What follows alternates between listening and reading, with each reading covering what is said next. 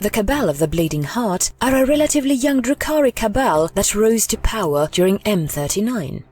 As masters of belief-based misdirection, the Kabalite warriors of the Bleeding Heart are aware of every race's psychological weak points and grew to become one of the more well-known yet mistrusted Kabals of their kind. Masters of the subrealm Yazana, a heavenly subrealm that appears differently to each and every eye that is cast upon it, the Bleeding Heart is one of the more well-known liars among the Kabals. Prowling squadron of Talos Pain engines made from the flesh of those that the Kabal lied to and misdirected, and sleek-sailed raiders blaze across the dark skies of Yazana, sweeping between its great spires. Unlike other Kabals of similar fashion who believe in simple deception and trickery, the Kabal of the Bleeding Heart strikes directly at the beliefs of their enemies and use them to misdirect them. Some say that the expertise of the Bleeding Heart in the matters of lying and misdirection are so great that they can even convince the most zealous of the Adeptus Astartes into doing what the Bleeding Heart wants, or simply leaving the Cabal be.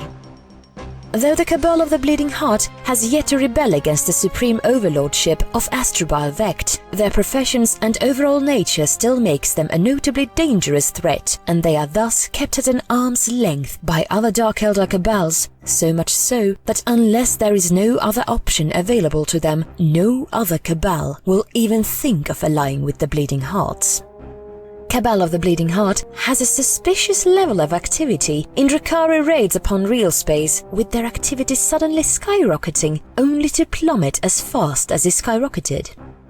Though the Kabal regularly points to ruined planets and empires and claim that all of it was their work, no one is curious enough to investigate or foolish enough to take the warriors of the Bleeding Heart at their word.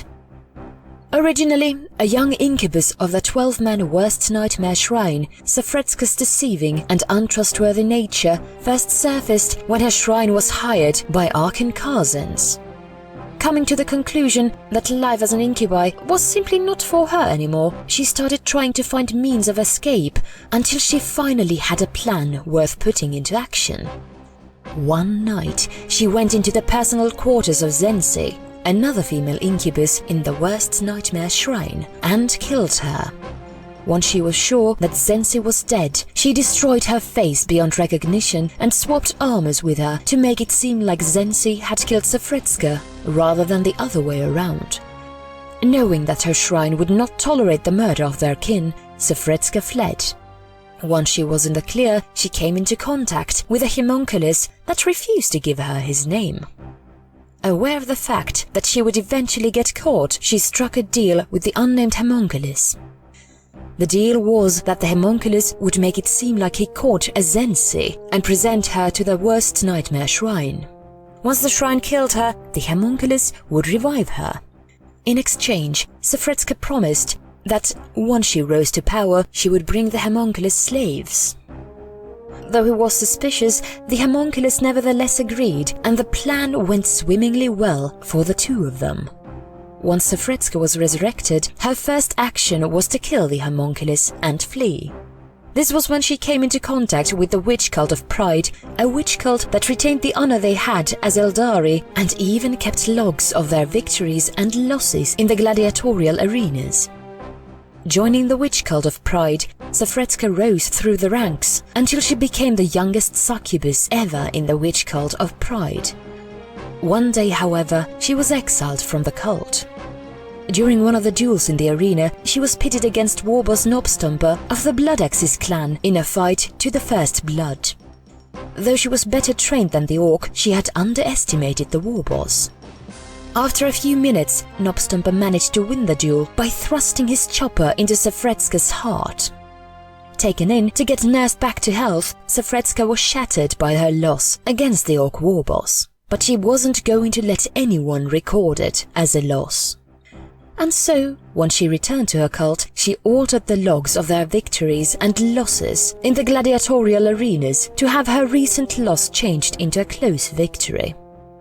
This wasn't unnoticed, however, as the other succubi of the witch cult soon noticed the change and questioned Safretska about it. Once she admitted to having altered the records, she was exiled from the witch cult of Pride for altering records.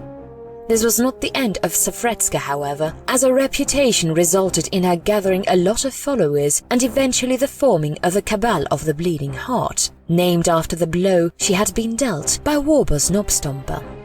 But this was not the end, as a new Kabal garnered the attention of the cult of Pride, which was angered by Safretska getting a better position than them and wanted to kill her.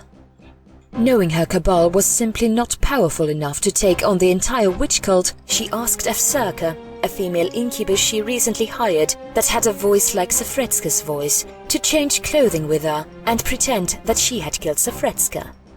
Once the witch cult stormed Safretska's quarters, all they found was Afsarka surrounded by incubi. Afsarka explained to them that she killed Safretska in cold blood to free the Bleeding Heart from her incompetence. Happy that Safretska had been removed, the cult of Pride swore allegiance to Afsarka and left. Once the disguise was no longer needed, Safretska and Afsarka changed back to their normal attire and began gathering the witches that were still loyal to Safretska, and struck a deal with them too. The deal was that if these witches successfully killed their succubi, they would get to take their position and have the support of the Kabal. After a few years, 3 witches entered Safretska's quarters to tell her that the deed was done. The succubi of the cult of Pride were killed, and they took those loyal to them when they fell. Proud of her witches, Safretska had these 3 witches crowned as the new succubi of the newly renamed cult of Mutiny. And thus, with their enemies removed, the Kabal of the Bleeding Heart was ready to raid, plunder and misdirect.